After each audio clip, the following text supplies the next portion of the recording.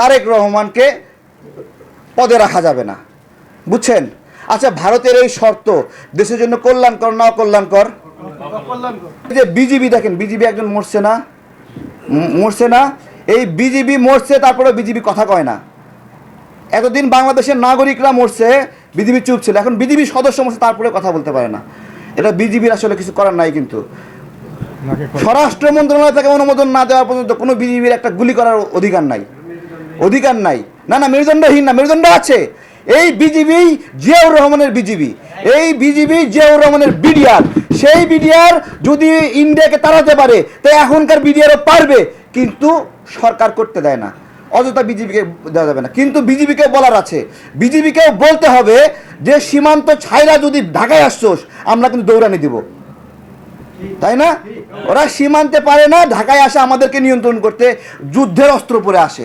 আমাদের নিরস্ত্র মানুষকে নিয়ন্ত্রণ করার জন্য বিজেপি যুদ্ধের অস্ত্র নিয়ে ঢাকায় ঢুকছে। কত বড় ভয়ঙ্কর অবস্থা চিন্তা করতে পারেন? হ্যাঁ, আমাদেরকে নিয়ন্ত্রণ করতে। আরে বেটা, তুই সীমান্তে পারস না, আমাদেরকে করতে। এরপরে যদি আবার আসে, লাঠি নিয়ে দৌড়া দেবো বিজেপি সদস্যদেরকে। দিবেন না সবাই মিলে? দিতে হবে না? ভারতের বিরুদ্ধে যে রাজনীতি করতে পারবে, ভবিষ্যতে রাজনীতি তার পথে। আমি একবারই স্পষ্ট বলছি, এটা যদি কেউ করতে পারে সত্যিকার অর্থে, পুরা জাতি তার দাস হয়ে যাবে। কেউ যদি করতে পারে হিম্মতের সাথে। 10 ট্রাক অস্ত্র, তাই না? 10 ট্রাক অস্ত্র কাদের দরকার? ভারতের স্বাধীনতাকামীদের দরকার, তাই না? তা আমাদের দরকার না তো, কার দরকার? ভারতের স্বাধীনতাকামীদের দরকার। তো বাংলাদেশের ল্যান্ড ব্যবহার করে সেই অস্ত্র তাদের কাছে যাচ্ছে, ঠিক আছে? এই অস্ত্রের জন্য অভিযুক্ত করা হয় তারেক রহমানকে, তাই না? বলে এটা মানে ভারতকে এটাই বোঝায়, মানে আওয়ামী লীগ, যে এই 10 ট্রাক অস্ত্রের জন্য তারেক রহমান দায়ী, ঠিক আছে? আমি আপনাদেরকে একটা বলি, স্বাধীনতাকামীদেরকে অস্ত্র সরবরাহ করা, সহযোগিতা করা কবে থেকে অপরাধ? আপনারা বলেন। স্বাধীনতাকামীদেরকে সহযোগিতা করা কবে থেকে অপরাধ?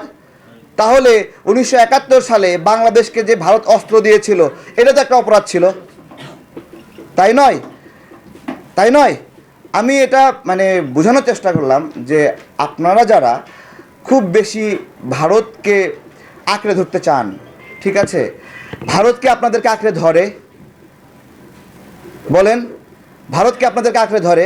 আমাদের কিছু নেতা সিঙ্গাপুরে গিয়েছিল, গিয়ে ওখান থেকে শর্ত নিয়ে আসছে যে ওই একটা ইসলামিক দলের সাথে বসা যাবে না, তাদের সাথে রাজনীতি করা যাবে না, পাশাপাশি তারেক রহমানকে পদে রাখা যাবে না, বুঝছেন? আচ্ছা, ভারতের এই শর্ত দেশের জন্য কল্যাণকর না অকল্যাণকর? বলেন। তাহলে এই শর্ত শুনতে যাওয়াটাও একটা অপরাধ না? আপনারা মন খারাপ করেন না, এই শর্ত শুনতে যাওয়া একটা অপরাধ। কারণ আমি জানি ভারত কি শর্ত দেবে, এই শর্ত থেকে ভারত কোনদিন নড়বে না।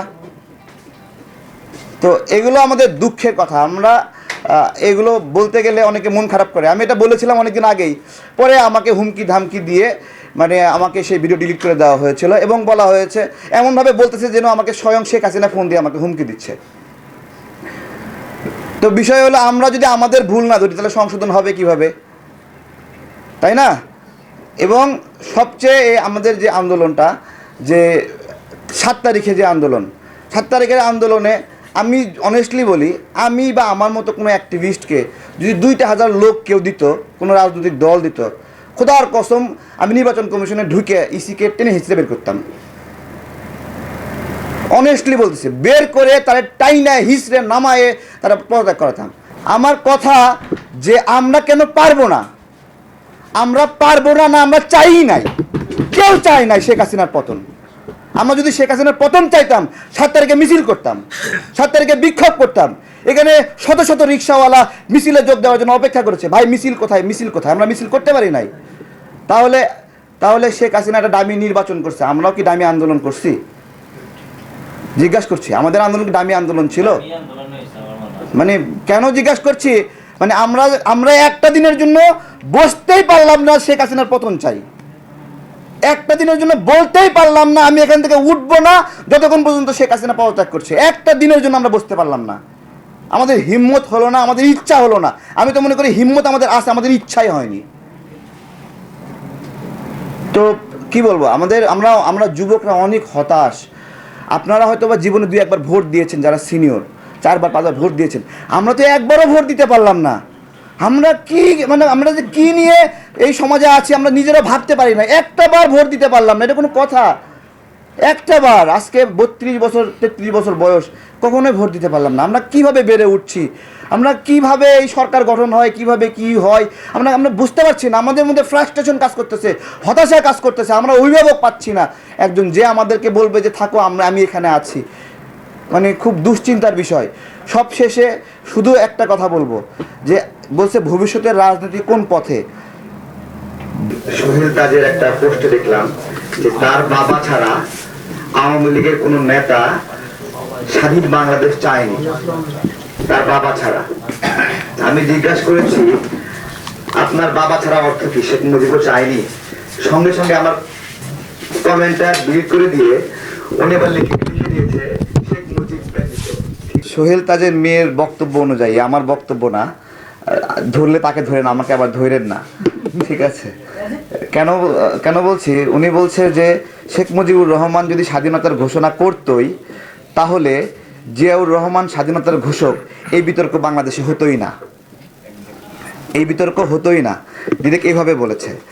কেন বলেছে? যে ওনার বাবা একটা টেপ রেকর্ডার নিয়ে দলের সাধারণ সম্পাদক হিসেবে গিয়ে গেছে যে আমাকে একটা লিখিত বা একটা রেকর্ডিং দেন, আপনি গ্রেপ্তার হলে যাতে আমি জাতিকে শোনাইতে পারি এই যে আমাদের নেতা বলে গেছে বাংলাদেশ এখন থেকে স্বাধীন।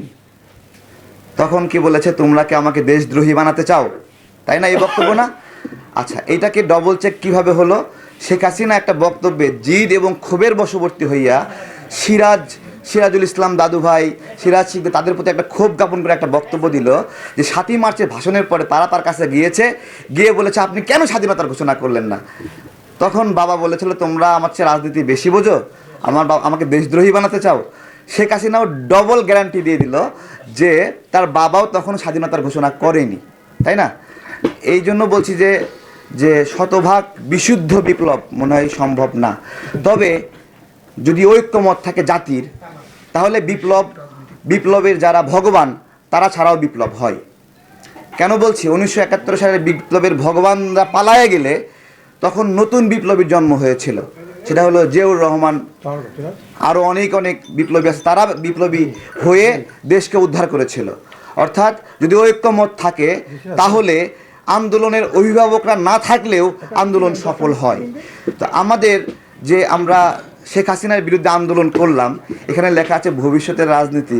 আমি তো আসলে বর্তমানের রাজনীতি নিয়ে চিন্তিত, ভবিষ্যৎ তো অনেক পরে, যে বর্তমানে কি হয়ে গেল বা সদ্য অতীতে কি হয়ে গেল।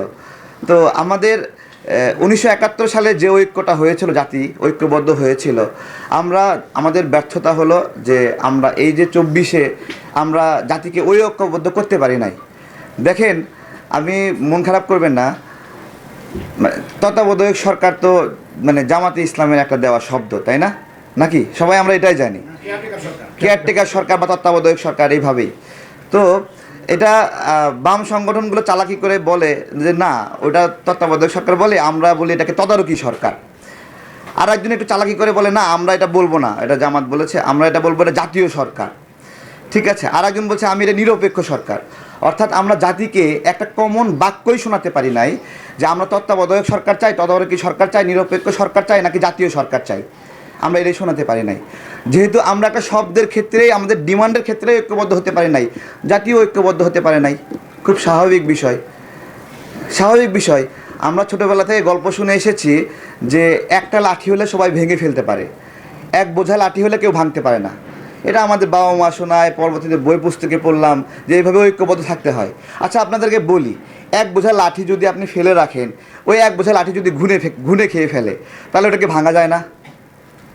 বলেন, তাহলে এক বোঝা লাঠি হলেই যে ভাঙা যাবে না, বিষয়টা এরকম না। এক বোঝা লাঠিও ভেঙে ফেলা যাবে যদি ঘুনে খেয়ে ফেলে। তা আমাদের এই আন্দোলনটা ঘুনে খেয়ে ফেলেছে। কীভাবে খেয়ে ফেলেছে?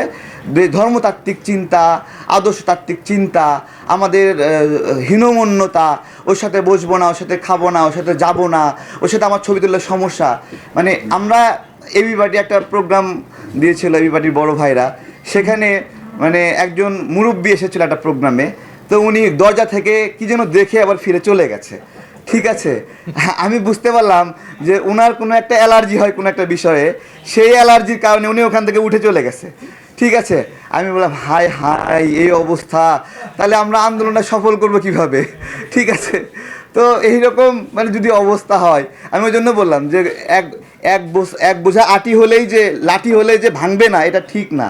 এক বোঝা লাঠির মধ্যেও ঘুণ ধরে সেটাকে মাঝখানে খেয়ে খেয়ে খেয়ে খেয়ে ঠোসা বানায় ফেলতে পারে। ঠিক আছে, আমাদের যে হাসিনা বিরোধী আন্দোলন, এই আন্দোলনে যারাই বিভিন্ন শর্ত দিয়েছে, অমুকের সাথে বসবো না, অমুকের সাথে বসবো না, অমুকের সাথে বসবো না, আমি মনে করি তারা এই আন্দোলনের উইপোকা ছিল। এই উইপোকাগুলো আমাদের এই আন্দোলনটাকে ক্ষতিগ্রস্ত করেছে। যদি এই উইপোকা না থাকতো, তাহলে আমি বললাম যে বিএনপির মির্জা ফখরুল ইসলাম আলমগীর কেউ লাগতো না, তারেক রহমান কেউ লাগতো না, তারপরে হলো রিজভী সাহেব কেউ লাগতো না, নতুন কোনো একজন তৈরি হয়ে সে আন্দোলনের নেতৃত্ব দিয়ে শেখ হাসিনার পতন ঘটাতো। কিন্তু ওই যে উইপোকা আমাদেরকে খেয়ে ফেলেছে। এখন আমি আসলে মানে বললে অনেকের মন খারাপ হয়ে যায়। আমি বলি আপনারা মন খারাপ না করে একটু সংশোধন হন।